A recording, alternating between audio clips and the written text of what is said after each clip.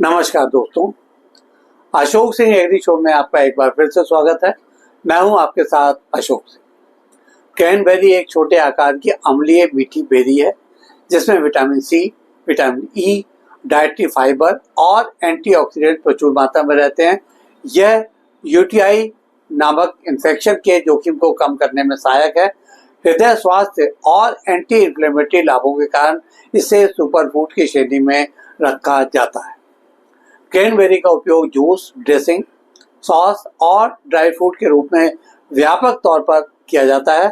इसके पौष्टिक मूल्य, बढ़ती ग्लोबल मांग, भारतीय परिदृश्य, प्रोसेस उत्पाद, खेती की तकनीक, प्रमुख किस्में, रोग और कीट, कटाई के बाद प्रबंधन, भंडारण, मार्केटिंग, आर्थिकी, निर्यात संभावना, शोध उपलब्धियां, कृषकों के लिए सुझाव और इस फसल के फायदे नुकसान पर आज के इस प्रोग्राम में चर्चा की गई है। आज का एपिसोड इसी खास विषय के विभिन्न पहलुओं पर आधारित है।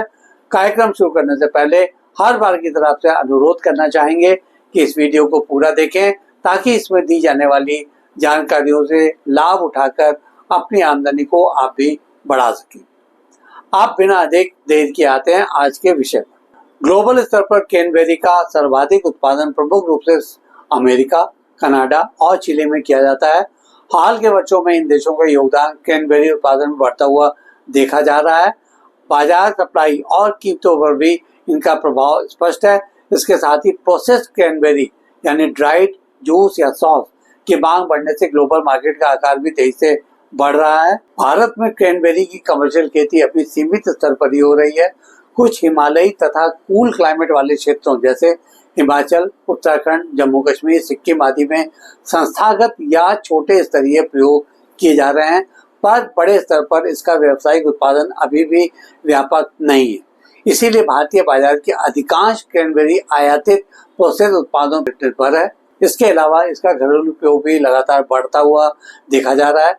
क्रैनबेरी से बनने मुख्य प्रोसेस उत्पादों में cranberry juice, concentrate, cranberry sauce, sweetened dried cranberry, snack mix, nuts, baking में उपयोगी, जैम, जेली और एनकैप्सुलेटेड सप्लीमेंट शामिल हैं।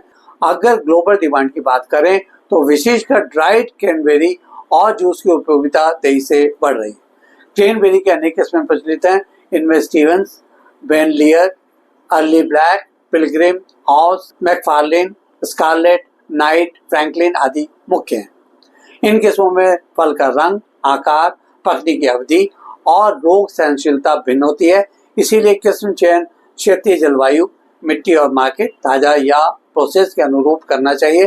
क्रैनबेरी ठंडे, समतापीय, उपोष्णकटिबंधीय क्षेत्रों के लिए श्रेष्ठ है और एसिडिक भूमि यानी कि पीएच 4 से 5.5 के बीच, रेतीली लोमी भूमि जैसी नमी रोकने वाली परिस्थितियों में इसका अच्छा उत्पादन मिलता है। इसकी अच्छी पैदावार के लिए वाटर मैनेजमेंट महत्वपूर्ण है। अक्सर नर्सरी से जैविक या ग्राफ्टेड प्लांट लगाए जाते हैं। रोपण दूरी और रो पद्धति किस्म तथा स्थानीय विधियों पर निर्भर करती है। क्रैनबेरी के लिए जल का सही प्रबंध आवश्यक है। विकास और फूल फल अवस्था में पर्याप्त नमी तथा शुष्क काल में नियंत्रित सिंचाई अति आवश्यक है। पौधों के स्वास्थ्य की देखभाल के लिए सूक्ष्म खाद्य तत्वों जैसे जिंक या बोरॉन आदि की नियमित जांच करते रहना जरूरी है।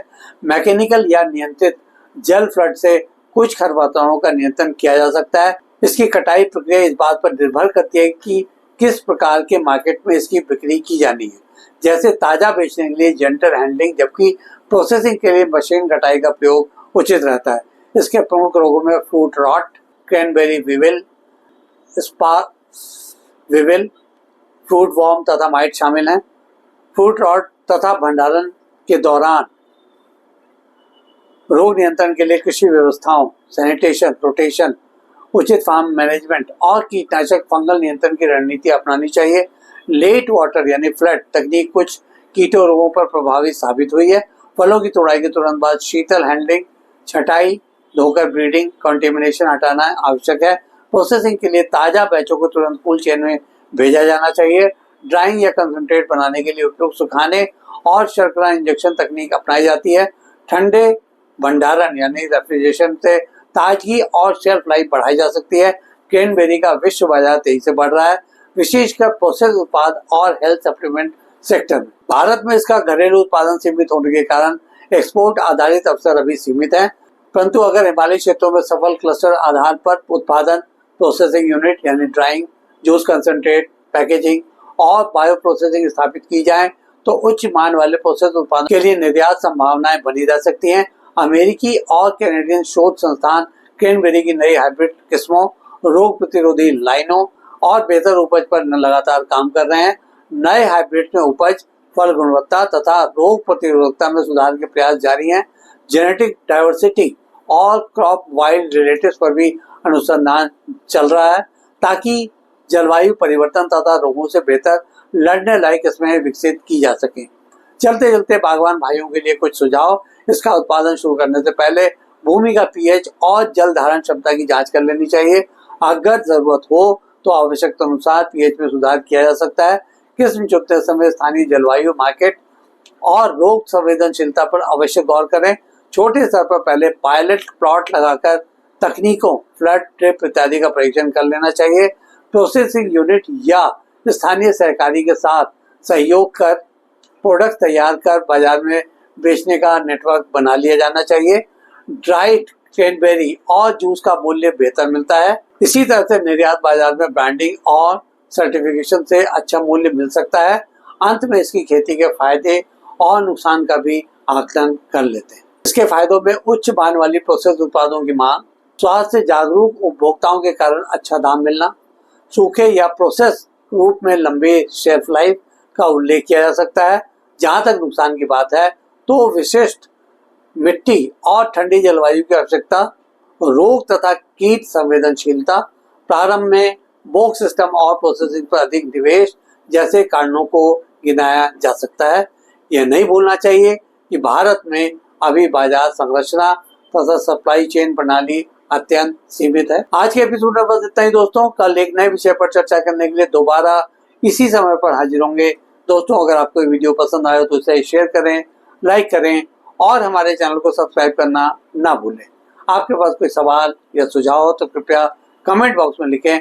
हम आपके सवालों को जवाब देने के लिए हमेशा तैयार हैं। कल फिर से आपसे एक नए विषय के साथ मुलाकात होती है। तब तक के लिए नमस्कार।